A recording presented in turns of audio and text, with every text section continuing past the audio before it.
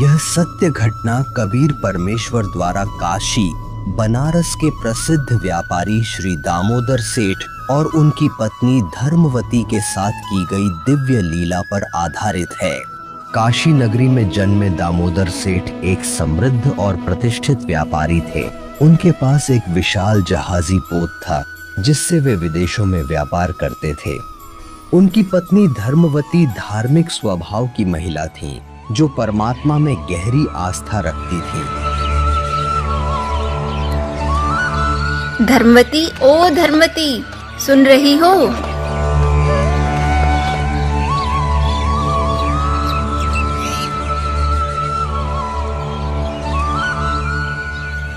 आओ बहन, कैसे याद किया?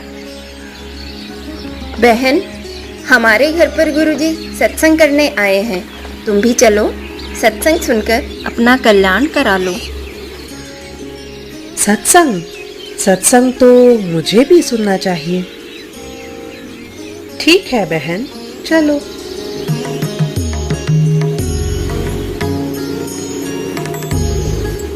धर्मवती अपनी सहेली के साथ सत्संग स्थल की ओर निकल पड़ती है और वहां पहुंचकर सत्संग सुनने लगती है।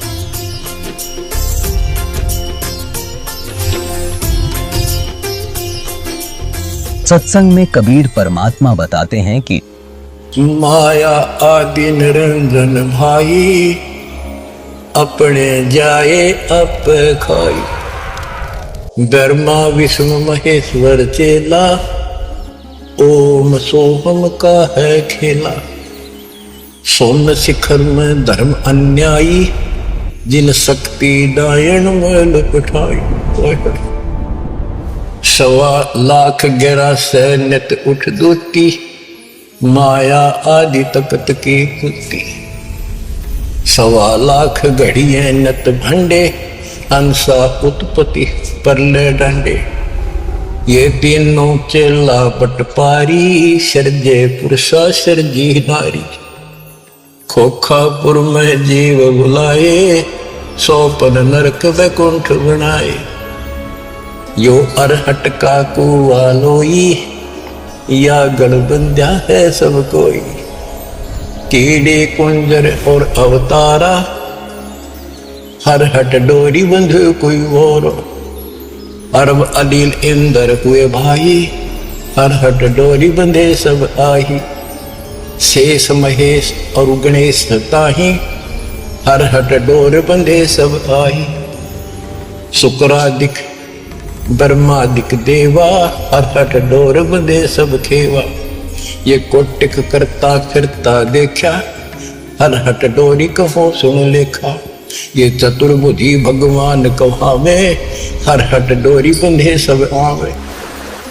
यो है खोखापुर का कुआ, याम पड़ा सो निश्चय मुआ। सुनियो सुरत सुहंगम डोरी, चलिए हंसा पुरुष किशोरी। सोहम पर अदली का डेरा, सत कबीर है साहिब मेरा। ज्ञान का राछ ध्यान की तुरिया, ऐसे सोहम भागा जुरिया। पंड ब्रह्मंड अदली का ताना, जाका नाम कबीर दीवाना। धर्मराय मारत है बाटी, कोई हंसा पहुंचे ओगट घाटी। धर्मराय मारत है बाटी, कोई एक हंसा उतरे घाटी। इस बद्रपुर का खोलो ताला, चल देखो हंसा दीप हमारा। जहाँ ओंकार निरंजन नाही, ब्रह्मा विष्णु शिव नहीं जाही। जा करता नहीं जान आन भगवाना, काया माया पिंड पर। ऐसा अदली दीप हमारा, कोटि बैकुंठ रूम की लारा। शंख पदम एक पुन पर साजे, जा अदली सत्य कबीर विराजे हैं। जा कोटिक विष्णु खड़े कर जोड़े हैं, कोटिक शंभु माथा मोड़े। जा शंखों ब्रह्मा वेद उचारी, कोटिक नैया रास विचारी। अजब अदर मधुर धुनि बाजे, जा अवगत अदली कबीर तख्त विराजे। परमहंस पूर्ण परिवारा, अदली अमर किए तपसार। गगन मंडल में हमरी शैली ही, मकर तार की चीनी गई। परलय शंख सुहंगम सुवा, केते करता हो हुआ। हम है अमर अचल अनुरागी, शब्द मैल में तारी लागी। दास गरीब हुक्म का हेला, हम अवगत सत्य कबीर का चेला। धर्मवती को सत्संग बहुत अच्छा लगता है। सत्संग पूर्ण होने पर सभी जाने लगते हैं, लेकिन धर्मवती वहीं बैठे रहती हैं। तभी कबीर साहब जी ये देखकर पूछते हैं कि बेटी, क्या तुम नाम दीक्षा लोगी?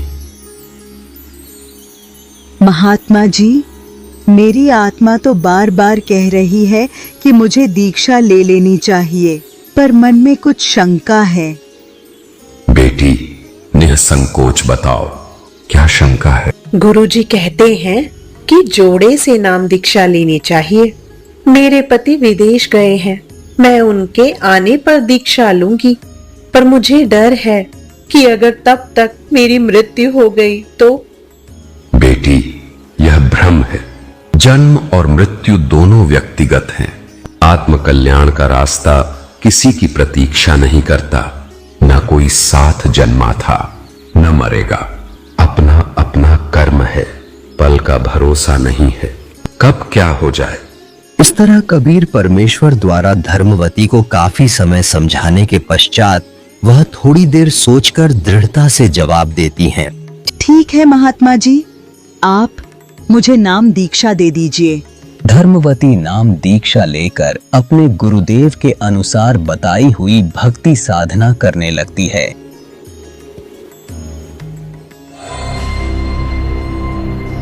धीरे धीरे समय गुजरता है और दामोदर सेठ विदेशों से व्यापार कर अपने घर लौट आते हैं।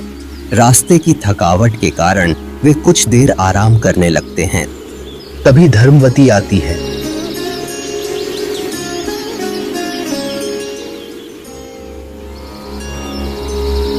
स्वामी, खाना बन गया है, खा लीजिए।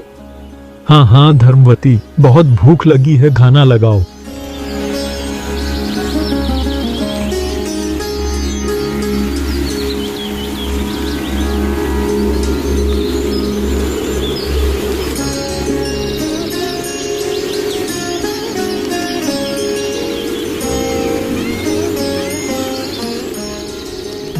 मुझे इन्हें सत्संग और दीक्षा के बारे में बता देना चाहिए।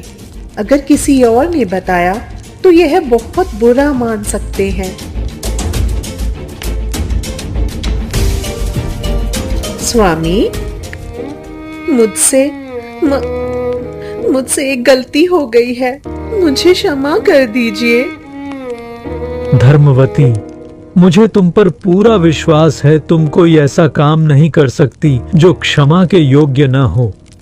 हमारे पड़ोस में एक बहन ने गुरुजी से नाम दीक्षा ली है।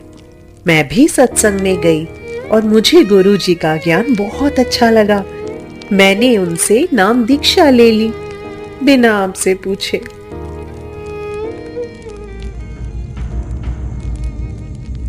धर्मवती, तुमने बहुत अच्छा किया। भगवान की भक्ति सबसे बड़ा काम है। मैं तुमसे नाराज कैसे हो सकता हूँ। मुझे आज इन्हें सत्संग में ले जाना चाहिए। अगर इन्होंने एक बार सत्संग सुन लिया और देख लिया तो इन्हें विश्वास हो जाएगा। स्वामी, आज गुरुजी का सत्संग है, कृपया मेरे साथ चलिए। धर्मवती, मैं बहुत थका हुआ हूँ, तुम जाओ। स्वामी, रात का समय है, मैं अकेले कैसे जाऊं? मेरे साथ की सारी सहेलियां चली गई हैं। आप पीछे बैठ जाइए, अगर नींद आए तो सो जाना। गुरुजी कुछ नहीं कहेंगे। ठीक है। दामोदर धर्मवती की बात मानकर सत्संग स्थल की ओर बढ़ते हैं और पीछे जाकर शांत भाव से बैठ जाते हैं। आदि रमैनी अदली सारा, जा दिन होते धूम धूम कारा। सतपुरुष की ना प्रकाशा, हम होते तख्त कबीर खवासा। मन मोहिनी सिरजी माया, सतपुरुष कबीर एक ख्याल बनाया। धर्मराय सिरजे दरबानी, 64 युग तप सेवा ठानी। पुरुष पृथ्वी जाको दीनी, राज करो देवा रख आदीनी। ब्रह्मांड 21 राज तुम दीन्या, मन की इच्छा सब जग लीना। माया मूल रूप एक छाजा, मोहि लिए जिन्हों धर्मराजा। धर्म का मन चंचल चित धारा, मन माया का रूप विचारा। चंचल चेरी चपल चिरागा, या के पर से सर्व सौ जागा।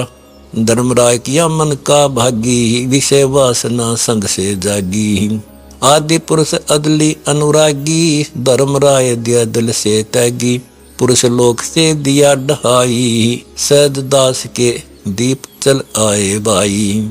सहज दास जिस द्वीपर हंता, कारण कौन कौन कुल पंथा। धर्मराय बोले दरबानी, सुनो सहज दास ब्रह्म ज्ञानी। 64 युग हम सेवा कीनी, पुरुष पृथ्वी हमको दीनी। चंचल रूप बया मन मोरा, मन मोहिनी ठगिया बोरा। सतपुरुष के नामन भाए, पुरुष लोक से हम चल आए।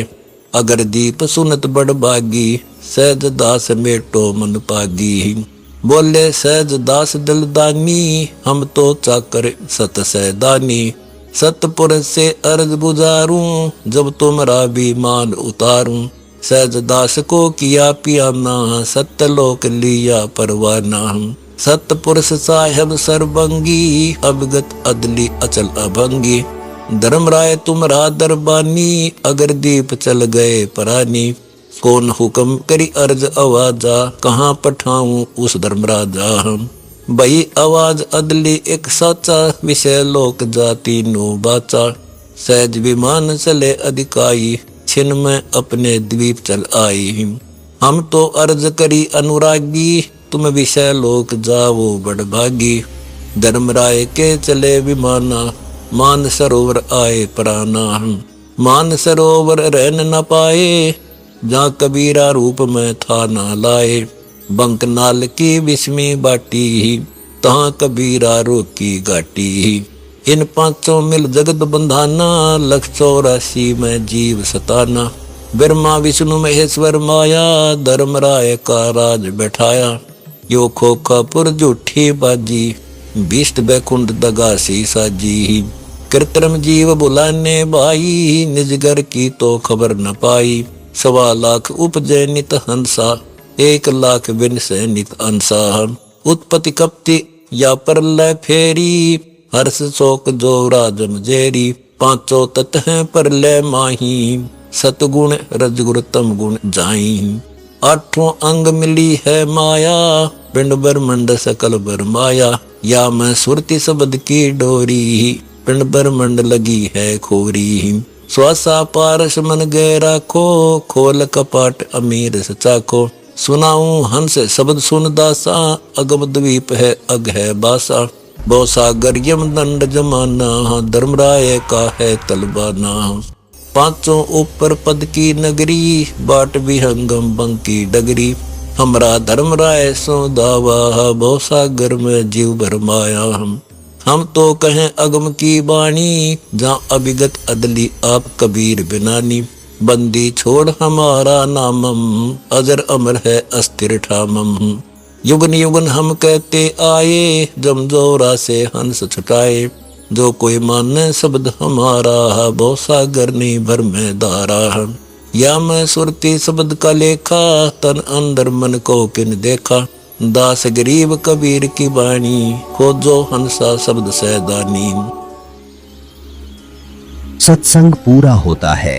धर्मवती दामोदर के पास जाती हैं और पूछती है, स्वामी आपको सत्संग कैसा लगा? नींद तो नहीं आई ना? धर्मवती, नींद कैसी? मुझे तो नाम दीक्षा लेनी है। क्या गुरुजी मुझे दीक्षा देंगे? हाँ स्वामी, गुरुजी सबको नाम दीक्षा देते हैं। दामोदर सेठ परमात्मा के पास आके हाथ जोड़कर बैठ जाता है और नाम दीक्षा देने की प्रार्थना करता है। सुनो लाला जी, आप देवताओं के पुजारी हैं। नाम दीक्षा लेने के बाद आपको अन्य उपासनाएं त्यागनी होगी। जैसे मैं बताऊं उसी प्रकार देवताओं की साधना करनी होगी। यह नियम है। क्या आप इसके लिए तैयार हैं? हे परमात्मा, मैं एक बनिया हूँ और सौदा करना अच्छे से जानता हूँ। जो ज्ञान आपने मुझे दिया है वह इस पृथ्वी पर कहीं और नहीं मिल सकता। अब मैं निर्णय कर चुका हूँ। आप मेरे गुरु हैं और मैं आपका चेला। मुझे दीक्षा दीजिए। मैं हर परिणाम सहने को तैयार हूँ। आप मेरे साथ रहिए। जो होगा देखा जाएगा।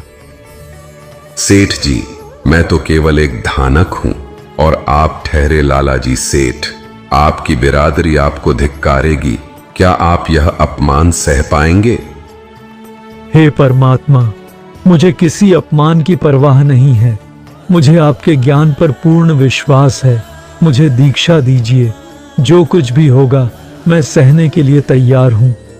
इस प्रकार दामोदर सेठ अपने कबीर परमेश्वर से नाम दीक्षा प्राप्त कर उनके द्वारा दी गई भक्ति साधना करने लगते हैं और कुछ समय बाद अपने व्यापार के सिलसिले में वे फिर से जहाज से विदेश जाने की तैयारी करने लगते हैं।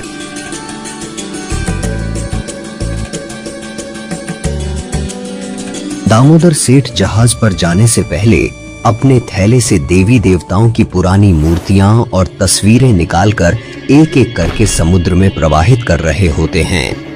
थोड़ी दूरी पर उनके दो साथी व्यापारी यह दृश्य देखकर चौंक जाते हैं। अरे ये देखो, दामोदर सेठ देवी देवताओं की मूर्तियां समुद्र में डाल रहे हैं। चलो बाकी लोगों को बताते हैं।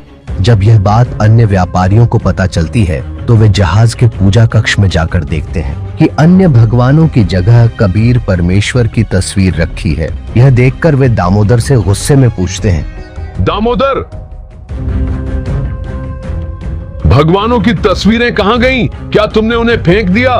भाइयों, मैंने नाम दीक्षा ले ली है। मेरे गुरुजी ने मुझे सिखाया है कि पूजा केवल एक परमात्मा की करनी है। वह अन्य देवी देवताओं का सम्मान करना है। तीनों देवा कमल दल बसे ब्रह्मा विष्णु महेश। प्रथम इनकी वंदना, फिर सुन सतगुरु उपदेश। सतगुरु भक्त केवल अपने गुरु जी की तस्वीर रखता है। मैंने उन तस्वीरों को आदर पूर्वक जल में प्रवाहित कर दिया है।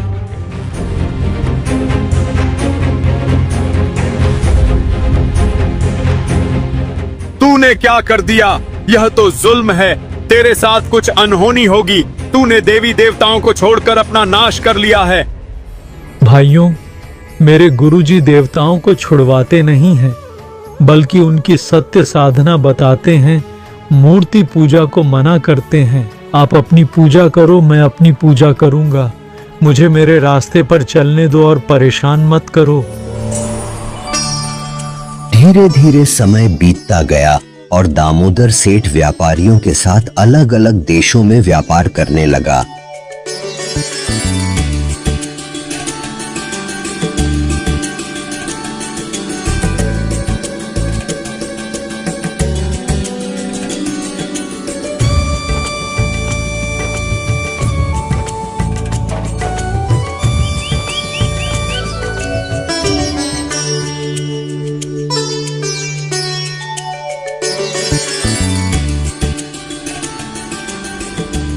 दामोदर सेठ अपने गुरु कबीर साहिब जी के बताए अनुसार भक्ति साधना करते रहते थे, जिसे देखकर अक्सर दामोदर के साथी कहते थे,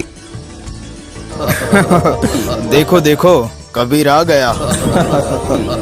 साथियों, कोई बात नहीं, तुम मुझे चिढ़ाकर खुश हो लो, लेकिन याद रखना, परमात्मा का नाम लेने से तुम्हारी जीभ भी पवित्र हो रही है। समय बीतता है और सभी व्यापारी अपना अपना माल लादकर घर लौट रहे होते हैं। तभी बीच समुद्र में अचानक भयानक तूफान आ जाता है।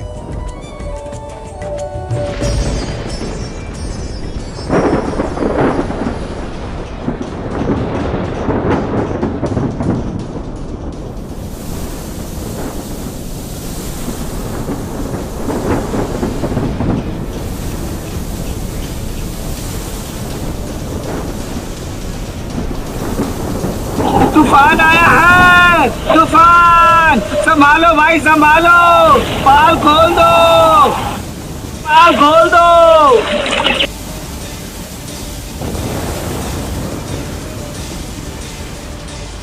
सभी व्यापारी घबराकर अपने अपने भगवानों को याद करने लगते हैं। तूफान आया है, तूफान! संभालो भाई संभालो।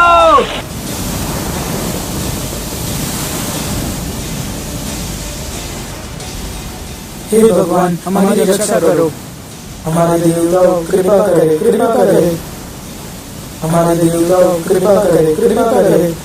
हमारे देवताओं कृपा करे, कृपा करे।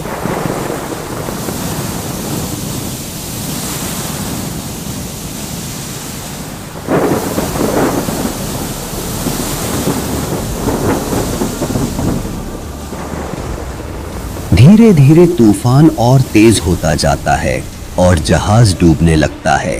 सभी व्यापारी परेशान होकर अपने अपने भगवानों को याद करते करते थक जाते हैं, परंतु तूफान लगातार भयंकर रूप लेता जा रहा होता है। यह देखकर वे दामोदर के पास जाते हैं और कहते हैं,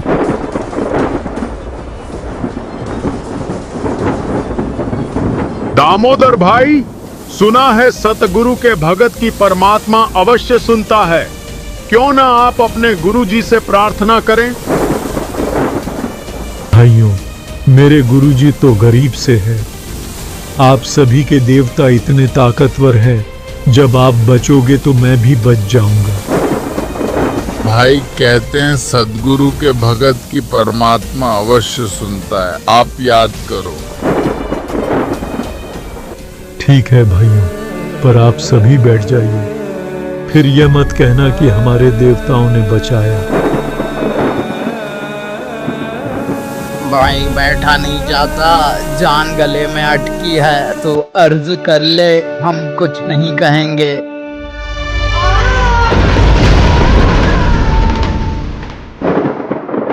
हे परमात्मा, आज लाज रख दो, मेरे कारण आपकी छवि खराब हो जाएगी। मुझ पापी को बाद में मार देना। मैंने आपकी महिमा इनके आगे बहुत गाई है। मुझ दास से कोई गलती बनी हो तो मुझे माफ करें और हमारी रक्षा करें प्रभु, रक्षा करें।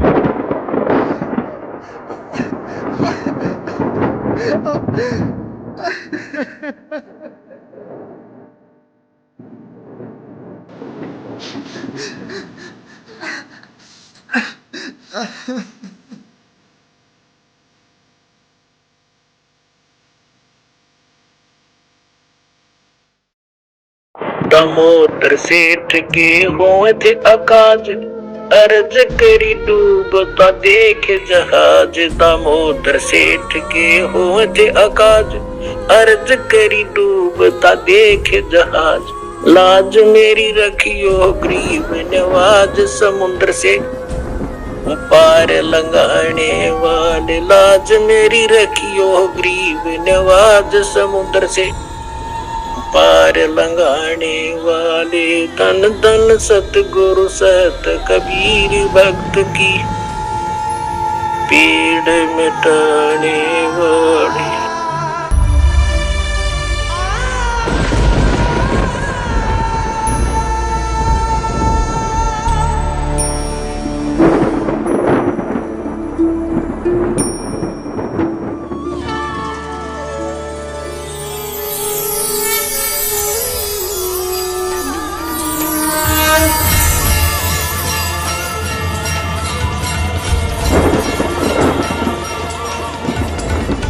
दूसरी ओर सत्संग स्थल पर परमात्मा सत्संग फरमा रहे थे। उनके शरीर से शरद ऋतु में भी पसीना छूट रहा था। परमात्मा चेहरे पर हाथ फेरकर पसीने पूछकर झटकते हैं तो जिस श्रद्धालु के छींटे लगते हैं वह पूछता है, हे परमात्मा, इतनी सर्दी में आपको पसीना क्यों आ रहा है? यह पसीना नहीं है, मेरा एक भक्त दामोदर सेठ है। उसका जहाज समुद्र में डूबने जा रहा था। मैं अभी उसका जहाज बचाकर आया हूं। यह कैसे संभव हो सकता है? परमात्मा तो यहाँ पर बैठे हैं। दूसरी ओर समुद्री तूफान शांत हो गया था और दामोदर बेहोश पड़ा था। दामोदर सेठ के साथी उसे इस हालत में देखकर उस पर पानी के छींटे मारने लगे, जिससे दामोदर को होश आ गया।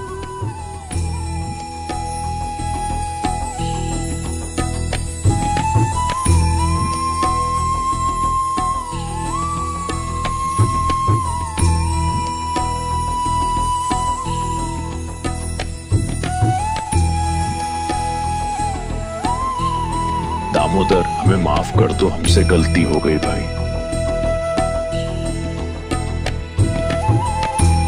दामोदर सेठ की जय, दामोदर सेठ की जय। भाइयों, मेरी नहीं मेरे गुरुदेव की जय। उनके जयकारे लगाओ। यह सब उन्हीं की कृपा से हुआ है।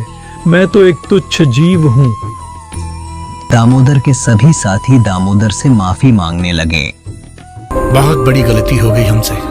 हमने भगवान को नहीं पहचाना। कबीर प्रभु की बात हमने नहीं मानी।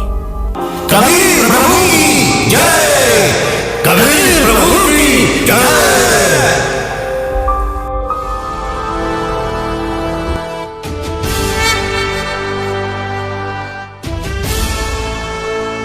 कुछ समय बाद जहाज तट पर पहुंच गया।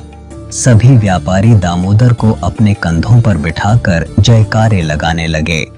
कबीर प्रभु की जय, कबीर प्रभु की जय।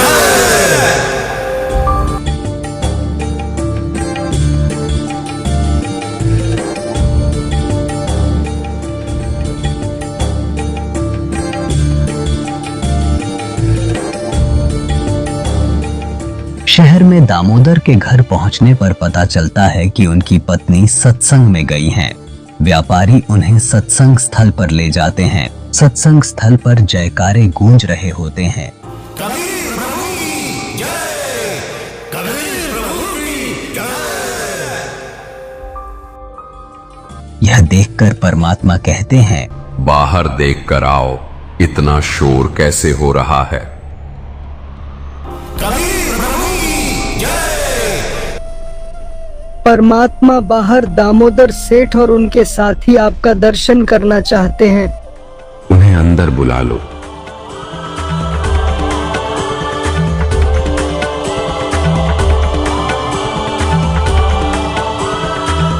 सभी व्यापारी हाथ जोड़कर परमात्मा से क्षमा मांगने लगते हैं। हे परमात्मा, आपने हमारी जान बचाई। हमसे बहुत बड़ी गलती हुई, हमें माफ कर दीजिए। हमने आपका और आपके भगत का बहुत मजाक बनाया है। क्या हुआ बच्चों, विस्तार से बताओ, क्या कहना चाहते हो। दामोदर के साथियों ने सारी घटना का जिक्र यथावत किया। दामोदर सेठ के हुए थे अकाज, अर्ज करी डूबता देख जहाज। दामोदर सेठ के हुए थे अकाज, अर्ज करी डूबता देख जहाज। लाज मेरी रखियो गरीब नवाज, समुद्र से पार लंघाने वाले। लाज मेरी रखियो गरीब नवाज, समुद्र से पार लंघाने वाले। धन धन सतगुरु सत कबीर भक्त की, पीड़ मिटाने वाले।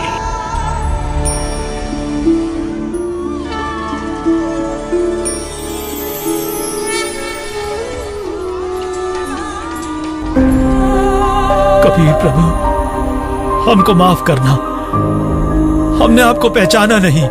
जिसे सुनकर परमात्मा ने कहा, बच्चों, मैं ही वहां गया था, मैंने ही तुम्हारी रक्षा की। यह आपका सौभाग्य है कि आपने सत्य को पहचाना। अब नाम दीक्षा लो और अपने जीवन को सार्थक बनाओ।